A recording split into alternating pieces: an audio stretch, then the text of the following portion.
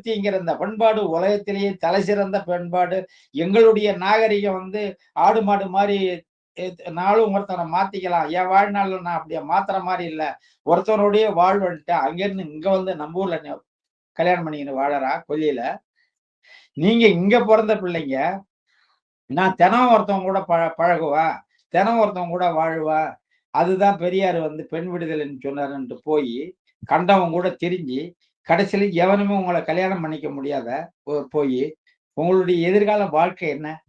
உடம்புல அழகும், உடற்கட்டு இருக்கிற மாரி 10 பேர் வருவான், ரசிப்பான், உனக்கு துணையா நிப்பான். உன்னுடைய உடல் கட்டு குறைஞ்ச பிறகு, உனக்கு ஆதரவு நிலையில யாரு? உன்ன பெற்றோரும் இருக்க மாட்டாங்க, உடன் பிறந்தவரும் இருக்க மாட்டான். உன்னுடைய ஒழுக்கக்கெட்டு நிலைய பார்த்து. கட்டு இல்லன்னா எந்த ஆடவனும் கூட இருக்க மாட்டான். ஏன்னா, நீ எவனுக்கும் மனைவி இல்ல. எந்த பிள்ளைக்கும் தாய் இல்ல. யாருக்காவது மனைவியா இருந்தா, அவனுக்கு அந்த பொறுப்பு இருக்கும். தான் மனைவிய பாதுகாக்கணும்னு. யாரையாவதுக்கு தாயா இருந்தா, எந்த பிள்ளைக்காவது தாயா இருந்தா, நம்ம அம்மாவ பாதுகாக்கணுங்கிற பொறுப்பு இருக்கும். இந்த சமூக கட்டமைப்புக்குள்ளாலேயே நீ வரல. இதுதான் உங்க பெரியார் ஊட்டிய பெண் விடுதலை.